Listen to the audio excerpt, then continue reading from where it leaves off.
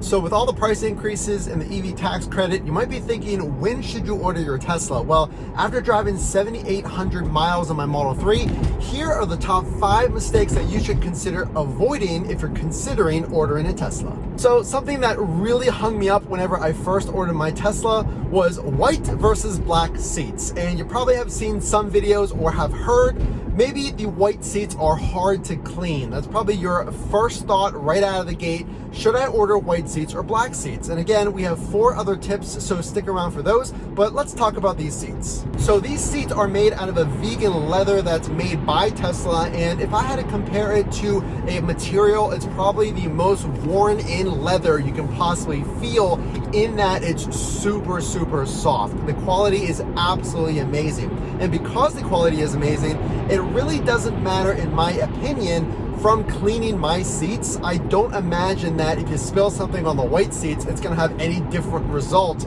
than the black seats, just because of the material. So my point is, if you're thinking about getting white seats, I wouldn't worry too much about cleaning them. I've seen people use baby wipes. I've seen people just use soap and water. Super easy to clean and extremely comfortable. So another myth, if you will, and a mistake to avoid is overthinking which wheels to get, specifically the rims. You have an option of getting the Aero rims, and you have an option of upgrading those rims essentially to either a premium alloy rim, which is a 19-inch, or in other models, a turbine rim. So there's been some talk specifically around the Aero rims about them giving you more range, and they do, that's a fact. But if you're hung up on which one to get simply because of the range, I have seen that the range is fairly nominal. I would not overthink which rims to get. Essentially, my advice would be to get the ones that are most visually appealing to you. If you're constantly on the road, you might want to think about those Aero rims, but all in all, it shouldn't be a deal breaker to you. Get whatever rims you feel comfortable purchasing and which ones you think look the coolest. So here's a mistake that you should avoid when ordering your Tesla. Whenever I first ordered, I really took no consideration into account on when I was going to accept delivery. So I luckily accepted order my car in the beginning of summer. So I had the entire season to enjoy my Model 3. But if your delivery date may be in the winter or as summer is ending, just know that you're gonna have less favorable weather, depending on where you live, to get out there and enjoy your Tesla. There might be more treacherous conditions with snow.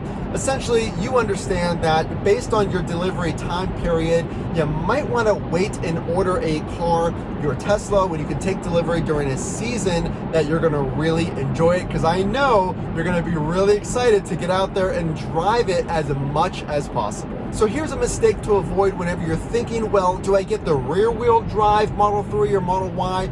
Or should I get a long range or maybe performance? Well, think about your daily commute, whether it's errands, going to work, and add that up during the week. And essentially you'll figure out, well, how many miles do I need on a given week?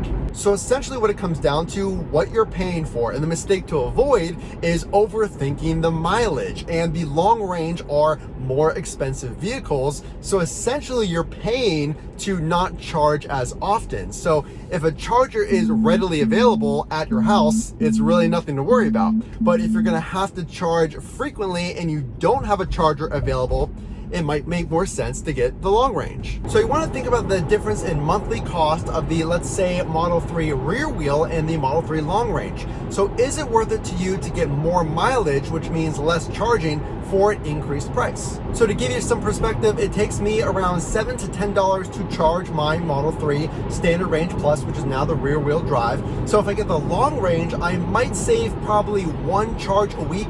So that's probably $450 a year, give or take. So is it worth it for me to charge less and save that amount of money and get the long range? But again, that does depend on your commute. So if you have a long commute and you have not as much access to a charger, or you want to charge less, then you have some information on, well, is the long range worth it for me? And lastly, let's talk about the maintenance cost. A big mistake is not maintaining your Tesla. And remember, your maintenance cost is going to go way down. On my Tesla Model 3, my total maintenance for 7,800 miles came to $25 to remove a screw from my tire. So knowing that you're going to save on the oil changes, on part replacements during the life of your car, so you want to invest in something like paint protection film if you can, that protects the vehicle from rock chips or damage and dings when you're driving. It's a film that goes over your car. Again, it's paint protection film. Or if you can't afford that, or if you don't want to spring for that, at least mud flaps or something to protect the paint, again, from gravel or rock salt in the winter from flicking up on your car. Just something to think about. A mistake that I made was at least not covering the front bumper, as I do have a rock chip. So I wanted to pass on that mistake that I made on to you. Remember, your maintenance cost goes down, so consider your protection going up. So again, this is Matt from Funk to Trunk. The only way I know you like this content is to drop a like and consider subscribing. More updates to the EV tax credit, reviews, and more. We'll see you in the next video.